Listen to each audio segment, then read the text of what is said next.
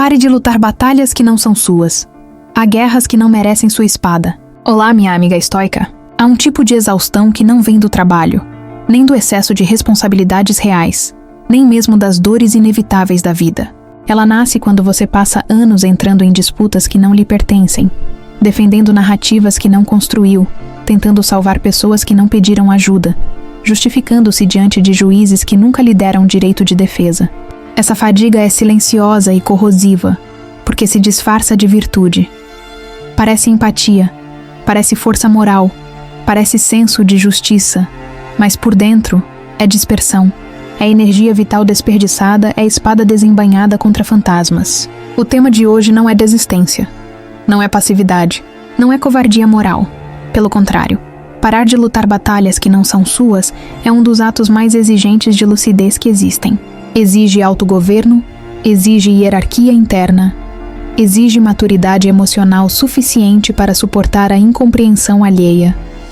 O estoicismo nunca ensinou a fugir do mundo, ensinou a distinguir. Distinguir o que depende de você do que não depende. Distinguir onde sua ação é justa e eficaz, e onde ela se torna apenas teatro. Distinguir quando a espada é instrumento da razão, e quando virou descarga de ansiedade.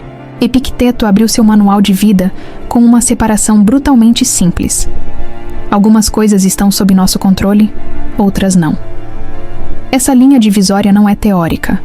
Ela é a fronteira entre a dignidade e o esgotamento. O problema é que a maioria das pessoas passa a vida inteira do lado errado dessa fronteira, tentando governar reputações, humores alheios, decisões de terceiros, passados irreversíveis, futuros incertos. E quanto mais fracassa, porque inevitavelmente fracassa, mais se agarra às mesmas lutas, como se insistir transformasse o impossível em possível. A mulher estoica, porém, aprende outra economia, a da atenção, a da energia emocional, a do investimento moral. Ela compreende que não é chamada para todas as guerras, que nem toda provocação é uma convocação ética, que nem todo conflito merece seu tempo interior.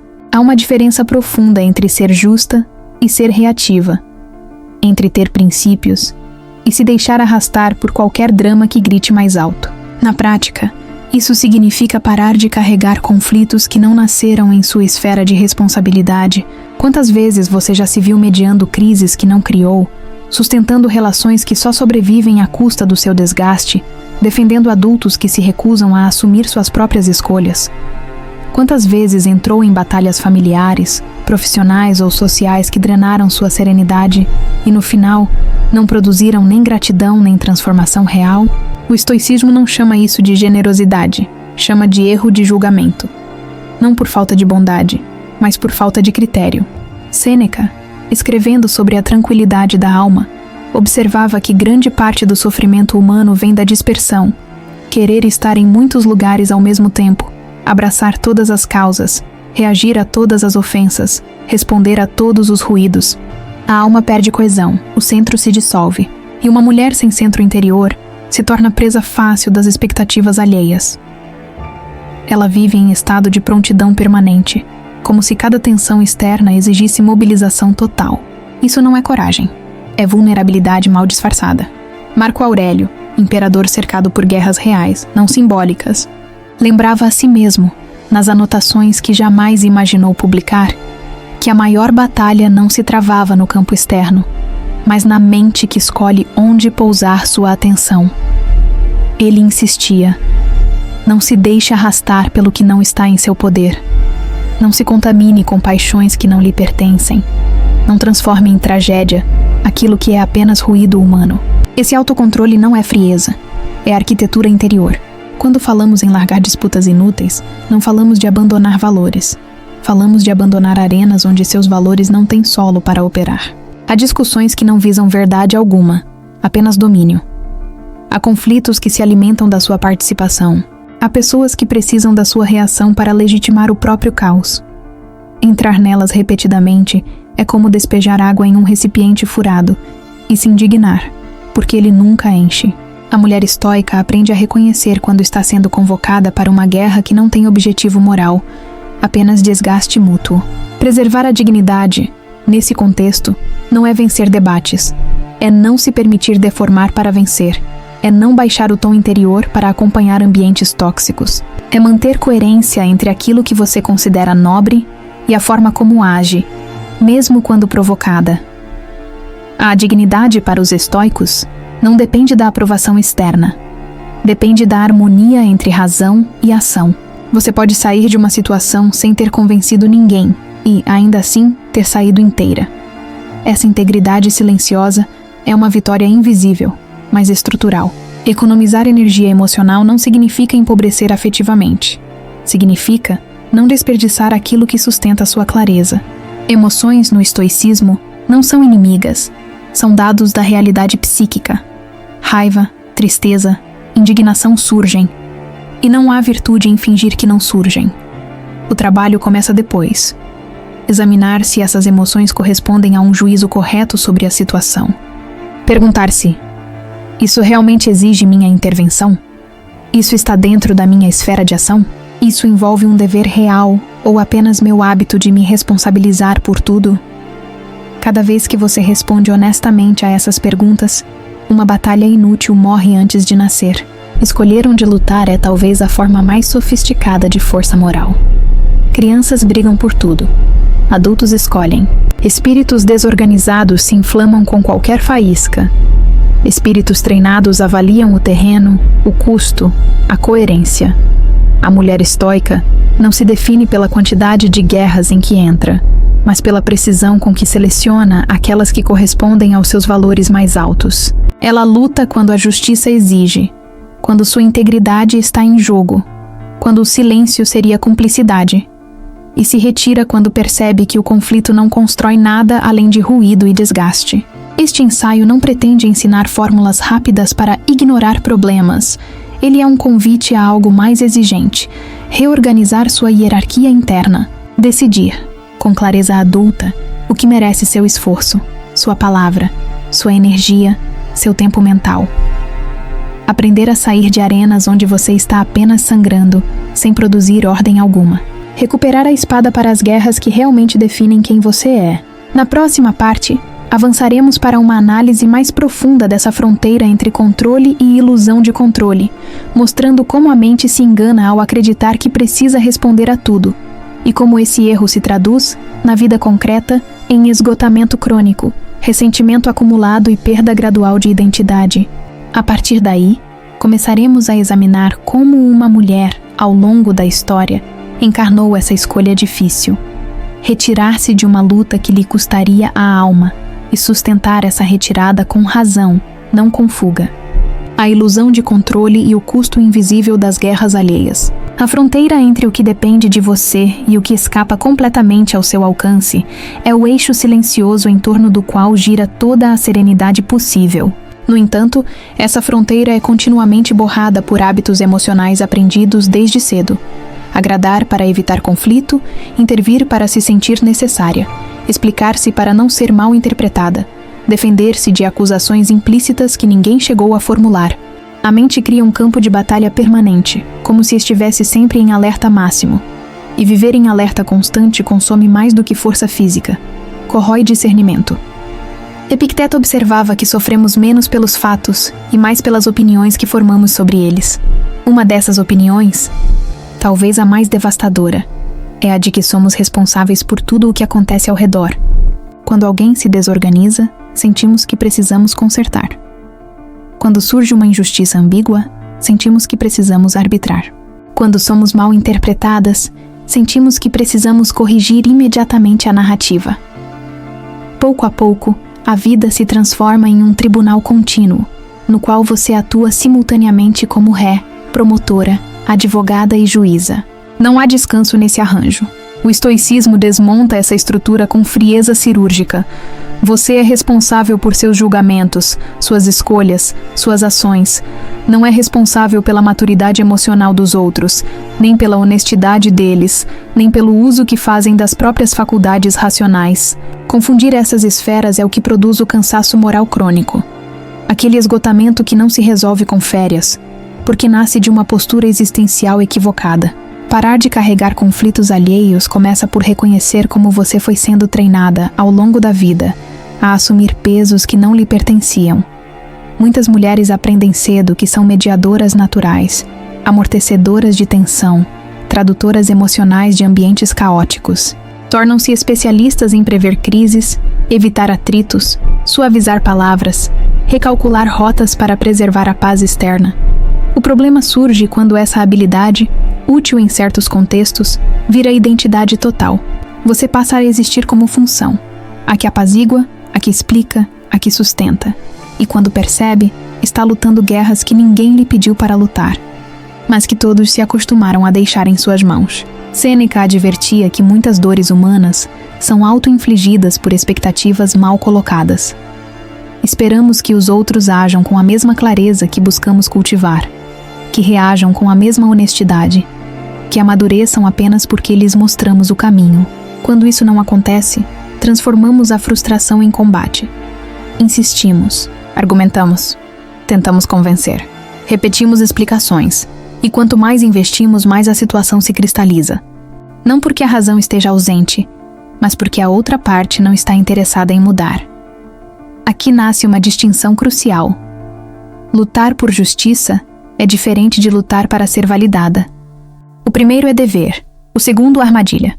A psicologia moderna descreve algo semelhante quando fala de hiperresponsabilização emocional, a tendência de se sentir culpada por estados internos que pertencem a outros, por escolhas que não foram suas, por conflitos que você apenas herdou por proximidade. Essa postura costuma vir acompanhada de vigilância mental constante, ruminações, diálogos imaginários, ensaios de respostas, reconstruções infinitas do que foi dito ou não foi dito.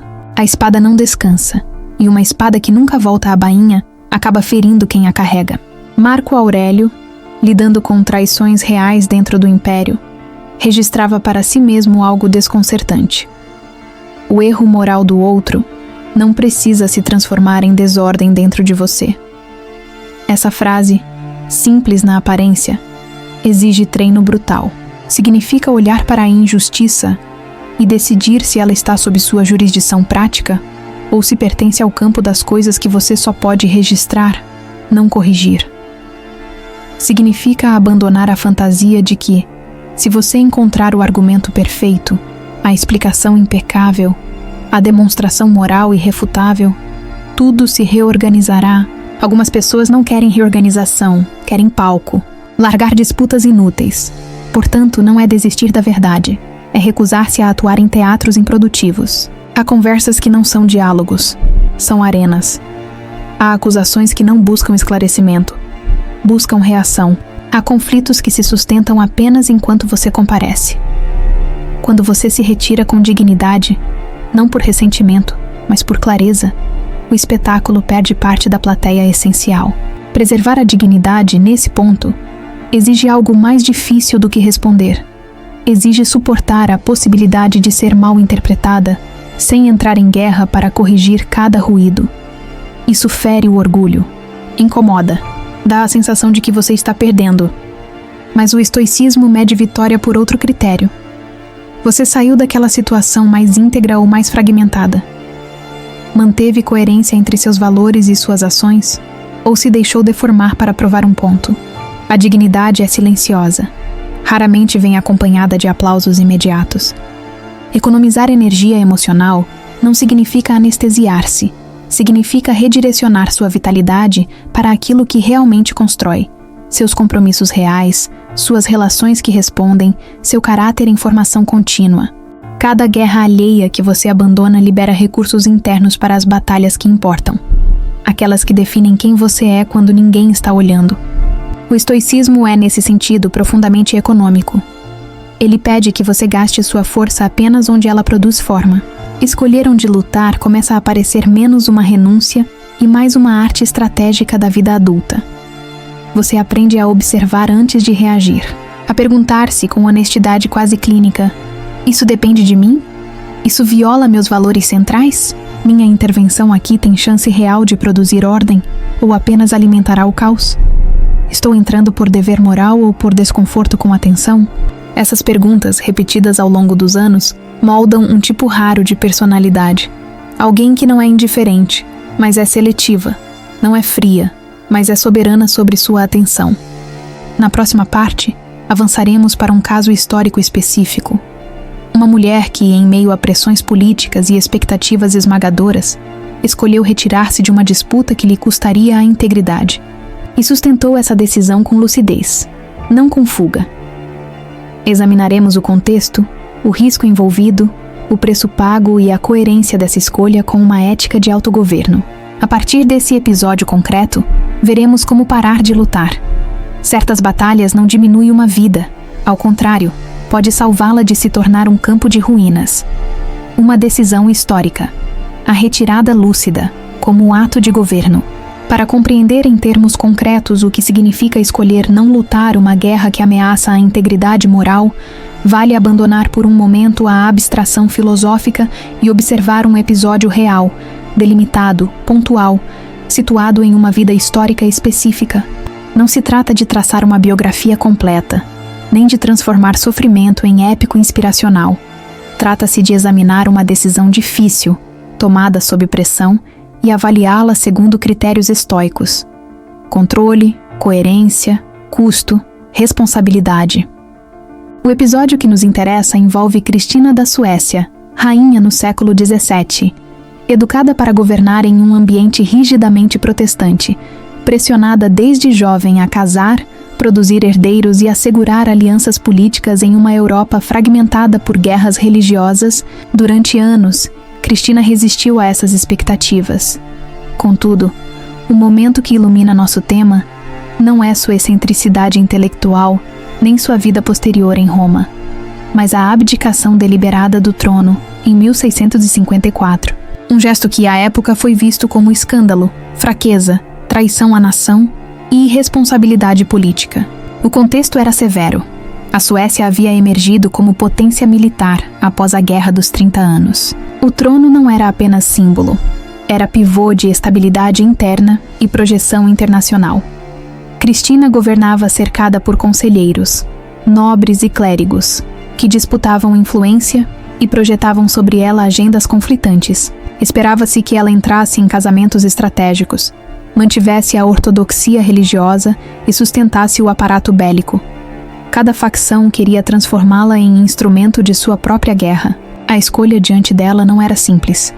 Permanecer no poder significava submeter-se a uma rede de compromissos políticos e religiosos que exigiam não apenas decisões administrativas, mas a renúncia progressiva à autonomia intelectual e espiritual que ela cultivava. Abdicar, por outro lado, implicava abrir mão da posição mais alta do reino, enfrentar acusações públicas, arriscar a própria segurança e ser lembrada como figura instável ou irresponsável. Não havia opção indolor. Havia apenas a seleção consciente de qual custo ela estava disposta a pagar. Sob a lente estoica, a pergunta central não é se a abdicação foi politicamente vantajosa para a Suécia. Essa é outra discussão. Mas se a decisão revela a aplicação de uma hierarquia interna clara, distinguir o que estava sob seu controle e o que não estava. Cristina não podia reformar sozinha toda a estrutura confessional do país, nem dissolver os interesses da nobreza, nem escapar das engrenagens geopolíticas da época sem consequências. O que podia governar era sua própria participação naquele sistema. Podia decidir se continuaria a emprestar sua autoridade a guerras ideológicas que não refletiam suas convicções mais profundas. Parar de lutar batalhas que não eram suas, nesse caso, não significou isolamento confortável. Significou renunciar ao palco central da história europeia. Largar a disputa foi mais custoso do que permanecer. Exigiu suportar a narrativa externa de deserção, a perda de status, o abandono do lar, a travessia incerta por territórios hostis. Esse ponto é crucial. O estoicismo não promete que sair de uma guerra inútil será socialmente recompensador. Muitas vezes o preço imediato é reputacional. O ganho é estrutural. A preservação da coerência entre valores e ação. A dignidade dessa escolha não reside em romantizar a fuga, mas em reconhecer o limite ético de participação. Cristina avaliou que permanecer implicaria viver em conflito permanente consigo mesma, governando segundo expectativas que já não aceitava como suas. Ao abdicar, assumiu responsabilidade pelo impacto político de sua decisão. organizou a sucessão, negociou termos, preparou a transição e não se apresentou como vítima do sistema. Isso importa. Retirar-se estoicamente não é abandonar deveres, é cumpri-los até onde a integridade permite e, então, recusar ultrapassar essa linha. Do ponto de vista psicológico, essa decisão exige algo raro: tolerar a desaprovação coletiva sem transformar essa desaprovação em guerra pessoal. Cristina foi alvo de críticas ferozes. Poderia ter reagido tentando justificar cada passo, reescrever narrativas, convencer opositores.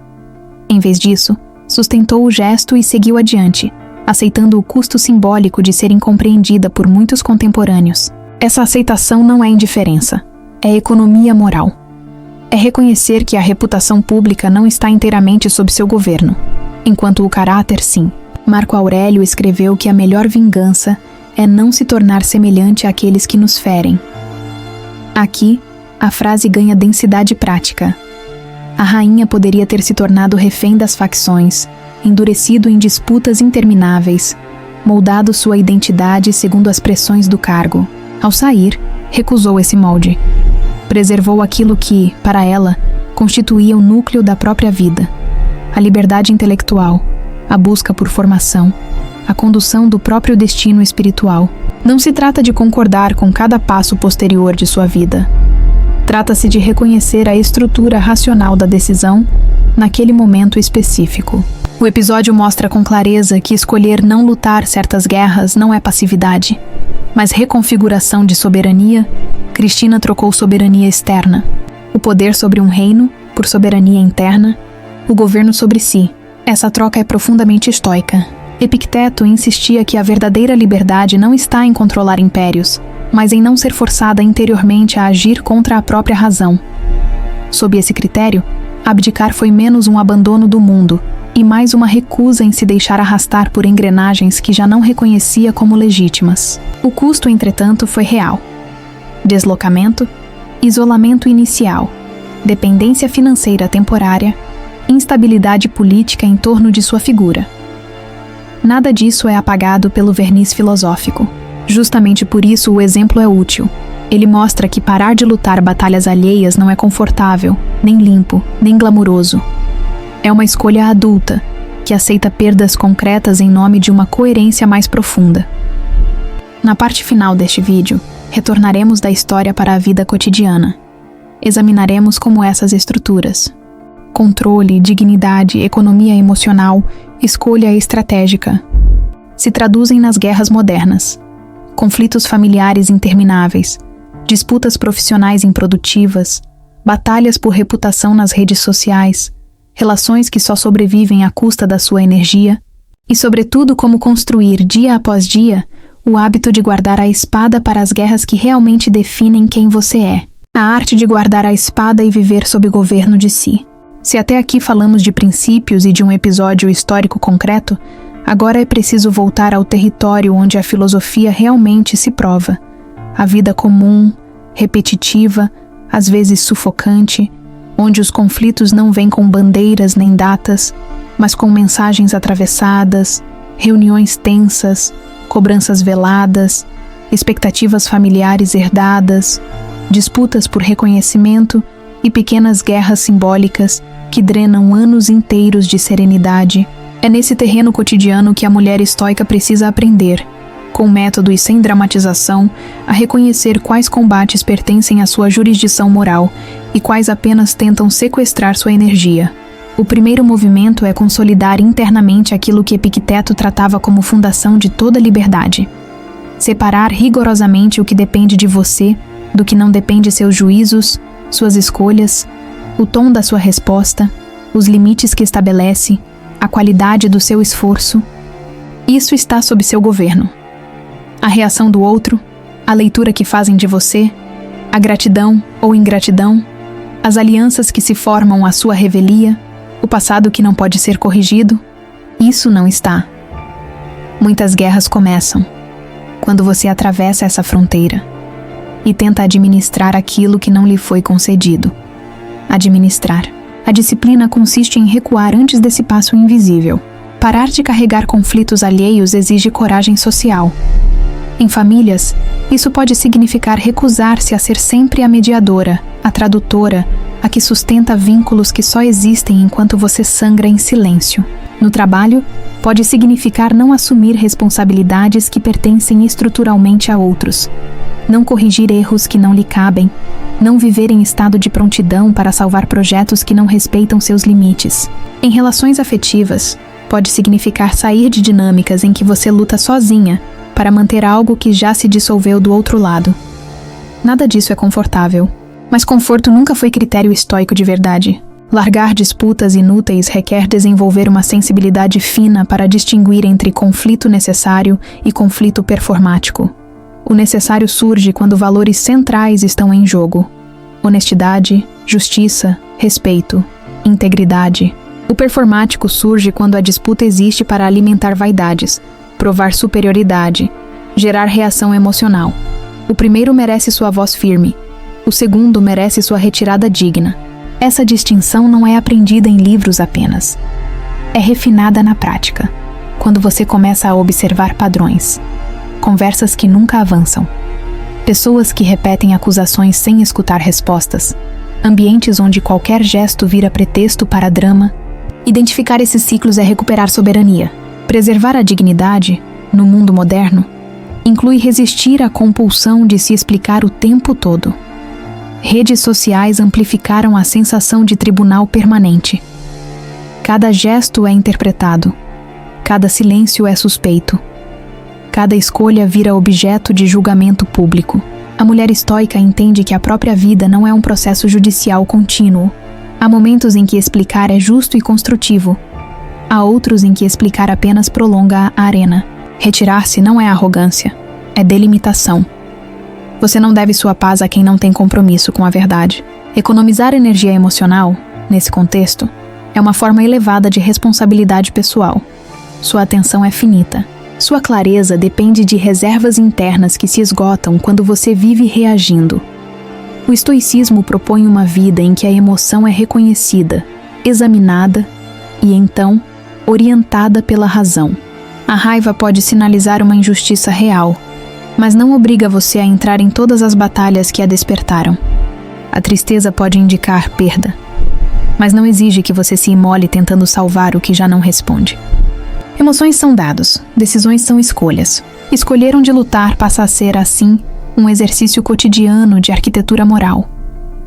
Antes de responder, antes de confrontar, antes de se justificar, você aprende a suspender o impulso e perguntar: isso compromete minha integridade? Isso exige minha ação direta ou apenas minha reação? Minha intervenção aqui produz ordem ou apenas prolonga o conflito? Estou agindo a partir de valores ou de ansiedade? Essas perguntas, feitas repetidamente, constroem um tipo raro de presença no mundo. Alguém que não é passiva, mas não é arrastável. Alguém que não se ausenta da vida, mas não se deixa sequestrar por cada turbulência. Ao longo deste ensaio, vimos que parar de lutar batalhas que não são suas não significa fechar os olhos para injustiças reais, nem abandonar deveres legítimos. Significa, antes, hierarquizar. Significa reconhecer que sua espada não foi feita para todo ruído, que seu tempo interior é precioso demais para ser gasto em arenas improdutivas, que a dignidade não cresce em ambientes onde você precisa se distorcer para sobreviver. Vimos também, no episódio histórico analisado, que essa escolha pode custar status, aprovação, segurança aparente, e que ainda assim pode ser a forma mais alta de fidelidade a si mesma. A mulher estoica não mede sua força pela quantidade de conflitos que sustenta, mas pela clareza com que sabe onde permanecer e de onde sair. Ela entende que há guerras que exigem presença total, quando sua honra, seus valores, sua responsabilidade direta estão em jogo, e há guerras que pedem outra virtude, mais silenciosa e menos celebrada: a coragem de guardar a espada. Essa coragem não se manifesta em discursos inflamados, mas em pequenas recusas diárias. Não entrar em conversas corrosivas, não sustentar dinâmicas injustas, não se explicar para quem não escuta, não carregar culpas que não lhe pertencem, não transformar toda a atenção em missão pessoal. É assim, no ritmo lento da vida real, que se constrói um caráter estável, não reagindo a tudo, mas respondendo apenas ao que importa. Se esse vídeo te ajudou, curta, comente, compartilhe e envie para alguém que possa se beneficiar dessa reflexão. Vamos fazer deste canal uma comunidade de mulheres, e até mesmo homens, que se apoiam e se ajudam a ser cada dia um ser humano melhor. Ah, minha amiga querida, não se esqueça de se inscrever no nosso canal. Sua inscrição é muito importante para que possamos continuar levando esse conteúdo tão fundamental, de forma gratuita e completa. Além disso, deixe nos comentários sugestões de temas e perguntas para a Mulher Estoica. Será um prazer interagir com você. Seguimos juntas, com razão, firmeza e governo de si. Saudações estoicas, da Mulher Estoica.